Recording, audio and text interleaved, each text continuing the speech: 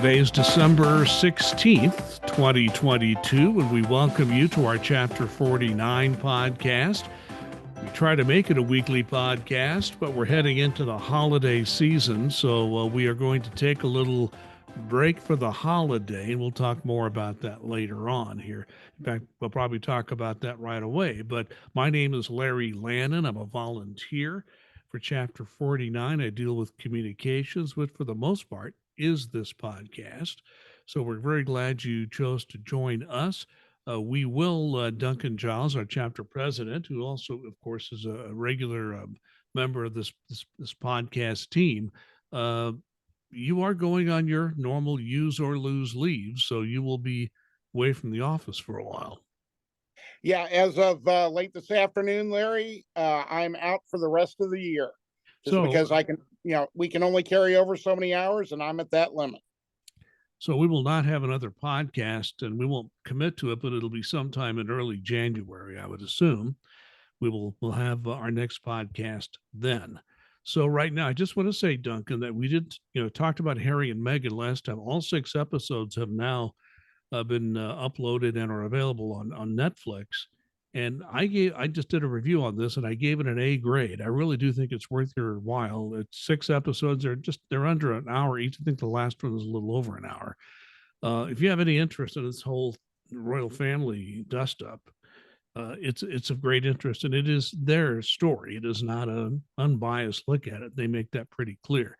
But Duncan, I'm glad to hear that this being in the forefront, this media attention given to the royals has allowed you to up your security, because I know since this podcast started, you have some real media interest, and the paparazzi are right outside your door.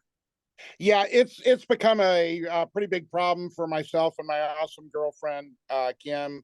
And, we just have to try and avoid as you said, the paparazzi all the time. They hide out in the bushes. It's just awful. This price of fame, as I'm sure you're having to deal with. And your lovely wife's having to deal with as well. I keep a low profile, Duncan. You know that. To the extent possible, I try to keep a low profile. Sometimes that's not so easy.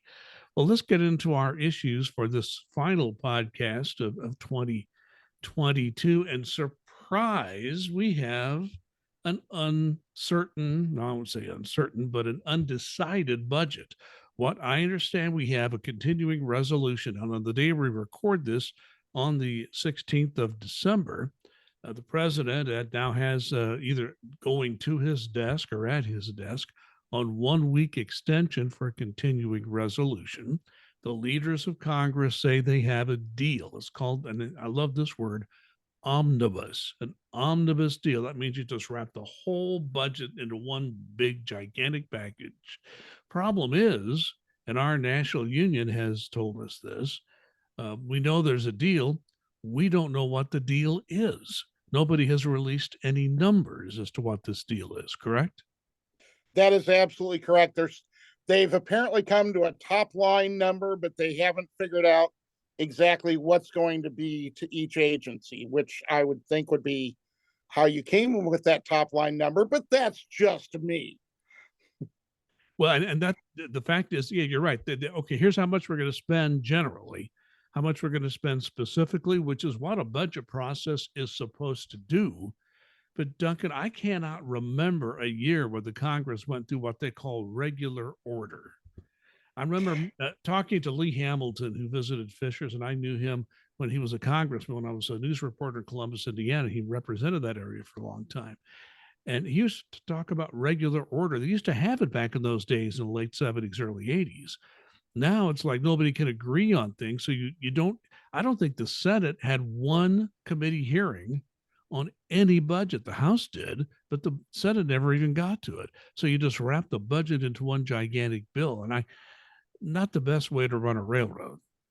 No, it certainly isn't. It reminds me, there's a quote I love to use from a gentleman named Andrew Brandt, who used to be a sports agent, then was an executive with the Packers. Now he's a visiting professor, and he does a podcast. And it's very eloquent to me, but absolutely correct. Deadlines spur action. And they're coming up against this deadline of the 16th, so they're doing another week. They've said they've got the numbers together, so these poor staffers in DC are going to have to spend their entire weekend getting everything together so they can try and get this voted on and done before the 23rd. I will remind our viewers and listeners that even if there is a stoppage in funding for the federal government, that the IRS is still funded due to what we got from the Inflation Reduction Act. So we will still be working, people will still get paid. Everybody has been called what's called an accepted employee, being expected to work. If you're on leave, you'll still be able to take your leave. But if you're scheduled to work and we do have a government shutdown, you will be expected to come to work. So yeah, I'm glad we need to keep telling people that, because I'm sure you still get questions on this. And we think we've mentioned this on just about every podcast we've done since that was announced by the Commissioner Reddick, toward the end of his tenure. So yeah, keep in mind that IRS will continue to work, but we do have, the rest of the government needs to be functioning as well. And if we are functioning and they're not, that's still not a good thing. So we certainly do want to avoid a government shutdown. And it would appear that at this point, the leaders of Congress do not want a shutdown. But here's something I saw the other day. Take this and do with it as you wish. The House of Representatives is changing parties. It's a very small margin, if you want to put it that way. But the Republican Party will take over where the Democrats have run the House for a few years. I saw someone who's very knowledgeable just in general workings of government who said, do not plan any trip to, for instance, a national park on or after October 1, 2023. Basically, they're saying that there are people in that Republican caucus in the House who want another government shutdown. I mean, why? Heaven knows. So I found that rather discouraging to see. But it's, we never know how things are going to go as the new Congress does convene next month.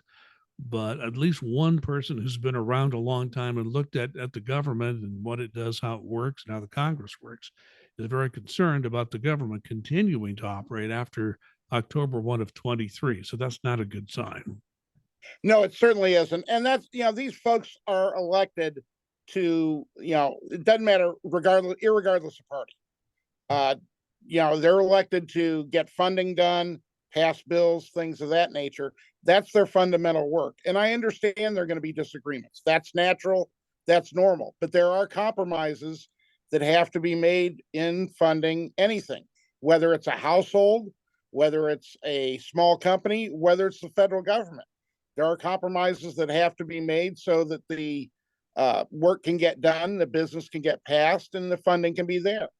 And basically, if individuals, regardless of what party or left, right, whatever, want to say, okay, I'm going to, make it my business to shut the government down, that serves no purpose because it doesn't take care of the people who elected them, the American taxpayers. That to me is just not a way to try and advance your thought process, what you wish to state to everyone. And one thing that, and I don't want this to be a part, we try to stay away from partisan politics on this podcast for a lot of reasons. But I want to make one observation that I make as someone who studied political science in college. So far, ever since government shutdowns happened, I think one happened briefly in the late 70s, but they really started to happen in the 1980s and off and on since then. Ever since government shutdowns have happened, whomever pushed for and instigated and is responsible by the public, or seen as responsible by the public, of shutting the government down, the politicians who have done that have not gained politically. So it's like nobody ever learns this lesson. As you just said, we elect these people, whatever party they come from, whatever their political philosophy may be, they have a responsibility to get their work done, make the compromises necessary, and pass a budget. And those who don't get that done are punished at the polls. I mean, not everyone, but generally that is the case. That's been the history. So I just think, we need to keep that in mind. And the people who elect us, we need to hold their feet to the fire and meet those expectations to get their job done. I think that's very well put because I see some of the same data that you have, and it makes no sense politically or otherwise to push for a solution that is shutting down the government. And speaking of budgets, one thing that's always tied to the budget would be the pay raise. Now, our pay raise is supposed to be effective the first of the year, calendar year, in January. That's when but actually, for years ago, it was in October with the fiscal year, but I think it was sometime in the 1980s when the Congress just decided to make pay raise a calendar year phenomenon. So it's supposed to be effective the first full pay period in the new calendar year. Well, because the budget is still well, there's an agreement, but we still don't know what the pay raise will be. The rumor and what people are saying publicly is that it will be a 4.1% across the board pay raise and a 1.5% pay raise uh, tied to locality pay. I mean, that's what I'm still hearing. Is that what you're still hearing? Yes, it is. The defense bill that just recently passed had that for uh, the civilians in the armed in the military, that 4.1 with a 0.5% for locality pay, and that's what we've been hearing in talking to congressional staff, congressional offices, the same thing. We've been pushing for a higher raise because inflation is higher. And, folks, I hear from folks, and I'm sure my counterparts across the country hear from folks saying, well, if inflation is 7%, we should be getting a 7% raise. Couldn't agree more. But as we've discussed on previous podcasts, Congress votes for this raise, and the highest that we believe we're going to be able to get this year, we've pushed for higher, but I don't think it's going to get any higher than the 4.1 with the 0.5% locality pay. And I certainly hope that that's going to come to fruition in these discussions over the next day or two that the staffers are having on the omnibus bill. Couple observations. Number one, I want to repeat something I've said before. As a retiree, I want to tell you there have been many years since I've retired where employees got a raise and retirees got either very little or no raise because inflation was low. And our raises and our annuities are tied to inflation numbers. Well, now we have a big inflation number for the first time, and I've been retired about 11 years, something like that. First time we've had a substantial raise in our annuity for a long time. So a lot of people say, why are you retirees getting more? Because we have an automatic system tied to inflation. The employee raise is totally tied to the political system of what elected officials want to do in that year. So many, many years ago, there was a decision made to take the retiree annuity raise out of politics and make it an automatic system.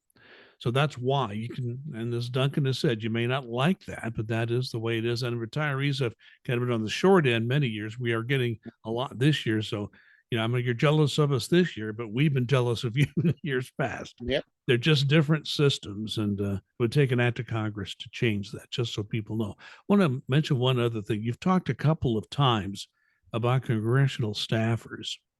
One thing that I learned was just how important they are because I went to several legislative conferences that NCU puts on where you go to Capitol Hill, you make visits to members of the Senate and the House. You don't meet with everybody, but you meet with the majority of the elected officials from Indiana when you go to these. And I got a new appreciation because you deal with the staff. The elected official will meet with you occasionally. I've met with some. But it's mostly you're meeting with the staff because a member of Congress is busy. Member of Congress is on the floor in committee meetings. If the member is there, they'll usually meet with you, but normally they're just not able to. So I've met with staff many, many times, and I must tell you, congressional staff, they are very professional people, highly educated, and they are grossly underpaid in a Yep. living in a city like Washington, D.C., which is one of the most expensive cities in which to live in the entire United States. Now, I don't know how they do it. I don't know if they put 3 or 4 people to an apartment and room. I don't know how they do it, but it's they are undervalued. And it's true. What members of Congress and the Senate do is they go into a room where they generally come to an agreement and they tell the staff to write it up. So the staff, they have a lot to do with how final decisions are made. I think we all need to recognize that, and understand those members of congressional staff. They work hard and they don't get paid what they, I think, really deserve or earn. But that's just my opinion.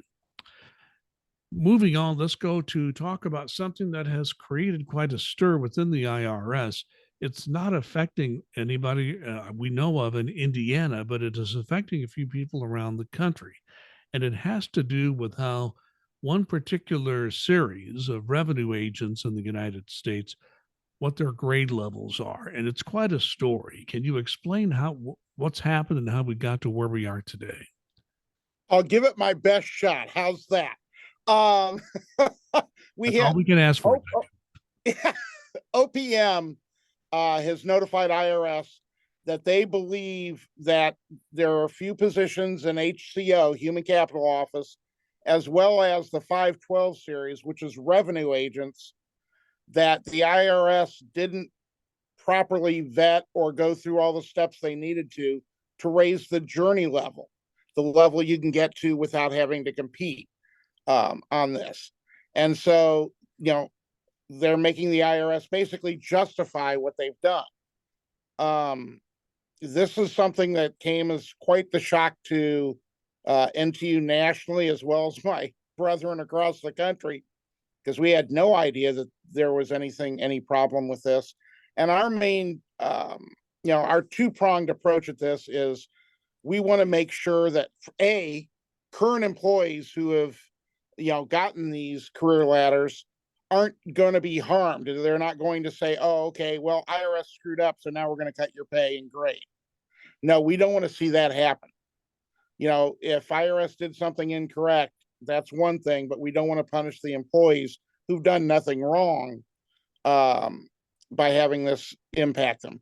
The second thing is we want to take a close look to see what exactly the IRS, what did OPM believe IRS didn't do in this process to so that we can help ensure that it doesn't happen again. We want to make sure that there are safeguards in there, that everything is done properly. And this was again done during the pandemic. So, because of everybody not working in the same office, short staffing, things of that nature, we don't know if this is a unique occurrence or what's happened. IRS has said that they did not do anything wrong, that they believe everything will come out as it should. But the very fact that OPM is doing an inquiry to this definitely raises some eyebrows as to what exactly happened. And the interesting part of this is that NTEU had no idea this was going on. The national management at IRS didn't tell NTE. The unions nationally kind of found out about this by accident, if I understand the story correctly. That would be correct. That's one of those things that communication. I harp on communication a lot. Be transparent. Let people know what's going on. Like we try and let people know what's going on every week to give them information.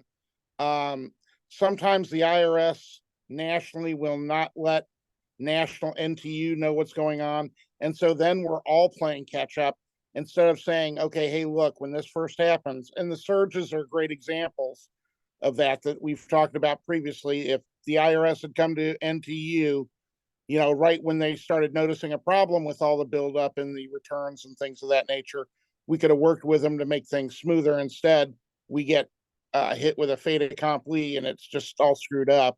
And that's what we're worried about again at this point, that the IRS really hasn't brought us up to speed. They were going to have meetings with employees that was just going to create more questions, more issues, more problems, because they didn't have, give the information into you so we could talk with them about this to try and hit some of these questions and give answers to them before they're even asked. So IRS wisely has held off in having these meetings, but I'm sure they'll be having them after the first of the year, because naturally employees who are impacted by this, and they have been notified if they are impacted, want to know what the heck is going on and what's going to happen to them, which is absolutely natural. And those types of things should have been thought of before they rolled this out. And just to be clear, this only impacts a certain number of revenue agents within this series. It's not everybody in that series, correct?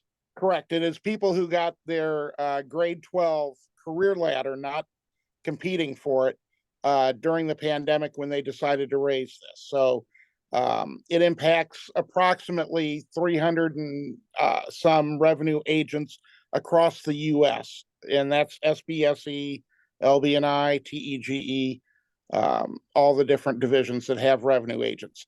So a little over 300 RAs. We're not sure. I'm not sure how many in the HCO bargaining unit and non-bargaining unit are impacted, but I'm hearing it's going to be a slightly smaller number there. So NTEU has not been involved in this until just late in the game. IRS says they did nothing wrong and they're going to go, they'll be okay at the end of this. We hope that's the case. Now, NTE doesn't really have bargaining authority in this, but we can represent employees who think they've been messed over by the system, correct? Absolutely, and we want to see, we would really like to see a peek under the hood on what OPM is saying it was the issue, and did IRS do everything correctly? Because that's one of those things that we want to make sure that the current and future employees are not harmed. Right. You want to make sure the system that IRS is using is not going to cause an issue like this to come up again. So what you're saying is this may have happened because of just everything going on that is related to the pandemic, and hopefully this won't happen again. First of all, we need to get this settled. OPM saying IRS did it wrong. IRS is saying we know we didn't do it wrong. How does this get decided in the end, or do we know yet? I don't believe we know yet. I think that IRS is going to have to present their data to OPM. And at that point, OPM will be making the decision on whether it was done correctly or not. What data is going to have to go there, what steps, what processes, and how much of that will be shared with National NTU? No idea yet. And just for people who may not know all the lingo, OPM stands for Office of Personnel Management. It's the HR operation for the entire civilian federal government. It makes the rules, it looks over all this. So OPM is a very important agency. And if you retire, it'll become a very important agency Yeah, because they have exactly. total control over your retirement. I can tell you all about dealing with OPM. There are some very good people at OPM, but they are just like a lot of the rest of the government agencies, and IRS being one of them. They're just snowed under with work, and you just Yep. so anytime I deal with them, I always keep that at the but never blame the employee you're talking to or corresponding with. They're doing the best they can. So again, nobody in Indiana is being impacted. I think you said one person might have been that's now left the bargaining unit. So there's nobody in Correct. Indiana impacted, but there's something like 300 or so nationwide. So, and it, depending on how this ends up, this is determined in the end. This could have an impact on what IRS does in the future and what grade levels jobs like revenue agents will have in the future on their career ladder. Absolutely, for the revenue agents and the folks in HCO bargaining unit and non-bargaining unit who are impacted as well. That's right. There were some. I remember seeing that message you sent me, and the biggest group was revenue agents, but there were several HCO jobs, many not even bargaining units, who were impacted. So it impacts a lot of people in the government, particularly here at IRS. So we'll keep an eye on that and keep you updated as we find out more. We mentioned in previous podcasts that we have a nominee for IRS commissioner. His name is Danny Werfel. We're kind of hoping he might get a hearing before Congress adjourns. Doesn't look like that's going to happen. I think Congress will be adjourning before Christmas. They like to take time off too. That's a shock, Congress taking time off. But the new Congress will be sworn in. There'll be some new senators and some new members of the House. They will all be sworn in. They will all organize and so forth before they can even get to work. And obviously, the Werfel nomination is one that's totally in the Senate. The Senate has control over that. We're hopeful that there'll be a smooth sailing there because Mr. Werfel has had government jobs before. He has been vetted before. So we're hoping that unless somebody brings up something that's not related to him personally in his nomination, that he should sail through. At least we're hoping that's the case. Yeah, and as you said, we're not, we were hopeful that he might get a hearing at the end of this year, but that's clearly not going to happen. So we're hoping by early next year, because, having an acting commissioner, and the acting commissioner's done nothing wrong, that's fine. But we need permanency in a commissioner spot in the head office. And that's why it's a 5-year term, because they do want somebody who is able to do that. So, if the administration has nominated,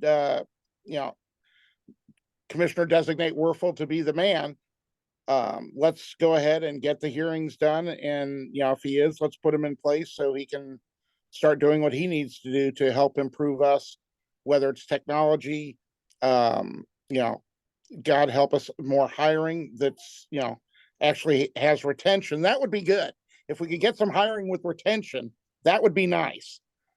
Things of that nature that are real needs here at the agency. And I think it's important. What you just said is very important. I want to point out something you just said that is of extreme importance. There's a big difference between having an acting commissioner and a permanent commissioner that's been confirmed by the Senate. Because when you have big decisions that have an impact on the future, acting commissioners are very hesitant to sign off on those decisions for obvious reasons. Uh, I just think that we need to have that confirmed commissioner. And you're right, the 5-year term has also been helpful, knowing that that commissioner will be there for a period of time. Helps in doing some long-term planning and making decisions that will impact not just what's happening now, but what may be happening a year or two or three. You mentioned some of those issues. So we're hoping Commissioner Werfel gets a hearing. We, from everything we know about him, seems to be a very good man, and hopefully he'll have a good relationship with NTEU once he's in office. That's what we're very much hoping. The administration, including Treasury Secretary Yellen, has been very clear that she wants NTU to have a voice in the IRS decisions. So we're hopeful that we'll be able, once he is nominated and hopefully confirmed, that we'll be able to have a good working relationship with Mr. Werfel. Switching gears again, Duncan, I know you and I at one time were new employees at the IRS. And when you're a fairly new employee at the IRS, what you always recognize at this time of the year is that all the people who are senior to you are all gone. They are all on leave.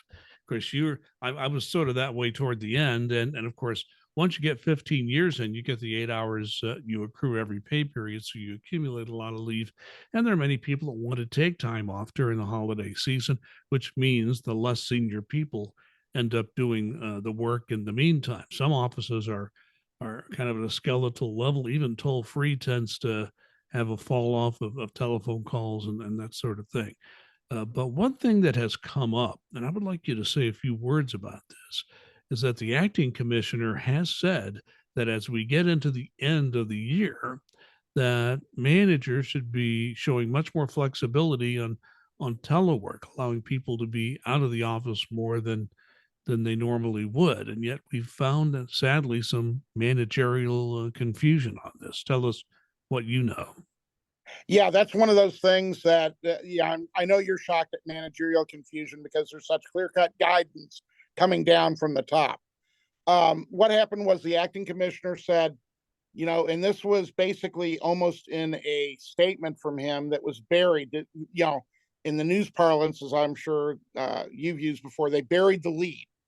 And this was the important issue at the bottom, was that folks who are, only having to come in twice a week due to their twice a pay period, excuse me, and for the rest of the year until the first full pay period in January, unless there's a specific reason they want to have a group meeting in person or something of that nature, or there's a business need, do not have to come into the office for those. They were basically waiving that requirement to come in. Well, depending upon the division, the work that's done within the division, the type of group or anything like that, this has gone all over the place. You've had a lot of managers who have said, you know what, this is what the acting commissioner said. Don't worry about coming in the twice a pay period unless you need to do some mailing or, pick something up or something like that. Aside from that, don't worry about it. You've had others that have said, because of our work, even though you're supposed to you're only coming in twice a pay period, you still have to do that twice a pay period. because you need to. And then there are others who are just all over the place. Well, you have to come in or you don't have to come in, and this is what you need to do. So we're hoping that most of this is getting ironed out. I know that I've talked to management officials. I'm sure that chapter presidents and National NTU has been talking to the business divisions or the executives or senior managers in their area, talking to them about this, to making sure that as much as possible, employees who are on this particular telework do not have to come into the office unless it's absolutely necessary. If it's necessary due to business reasons and business needs, that's one thing. But if it's just to make an appearance or do something for, we don't want to have form over substance, is what we're looking at this point. And I think that's what the acting commissioner was going for. Very good. So that's at least sort of an end of the year thing that flexibility has been enunciated by the acting commissioner. Yes, I know all about burying the lead. Yeah, take the most important part. I remember the newspaper's out of business now, but my father used to subscribe to the newspaper, a weekly newspaper from his little town in Southwest Indiana where he grew up. And I remember that the guy the editor of the paper would show up at city council meetings, and he apparently never heard about burying the lead or the pyramid they use for journalism, because when he would write about the city council meeting, he everything was in the order of what happened. You start off with the approval of the minutes, say the Pledge of Allegiance, whatever. Then whatever, exactly in the order it happened. So if somebody had gotten up at the end of the meeting and shot the mayor, that would have been the last part of the meeting report he would have in his newspaper, because that was the last thing that happened in the meeting. I mean, that was there were still people like that in little towns, and it's really too bad, because that weekly newspaper went out of business a couple of years ago. It had been in business since the era of the Civil War, but that's a whole other issue. One quick issue, Duncan, I want to talk about before we wrap it up. We've been in a situation for about a 2-year period during the pandemic where people were almost always working at home. I mean, that was the nature of the pandemic. We were trying not to bring people together so we didn't spread the COVID-19 virus. Well, now we're getting together more in the office. And I've noticed that one thing it's good that people are getting back together in the office, having that person-to-person relationship. But there are times when you get people back in the office where disputes happen. There's friction sometimes. And I think that one thing that we want to point out is that when these sorts of things come to light, NTEU tries to be part of the solution. So if you find a manager at a high level seeing a problem in a particular location, that management official is usually going to talk to the local chapter president, getting involved in solutions to solve that problem. So we're seeing a few more of these around the country, simply because of the nature of our work changing. We've been working at home, now we're working together. It was hard to get used to just working at home. Now it's getting difficult to get back used to working together all the time. So just want to point out to people that when NTU sees that happening and management does consult us, we work very hard to solve these workplace problems. Absolutely. And I would encourage, any senior managers or executives who have these types of issues across the country to reach out to your local chapter leaders, your local chapter presidents, because we can absolutely help in trying to deal with this, because the vast majority of the time it comes down to personalities.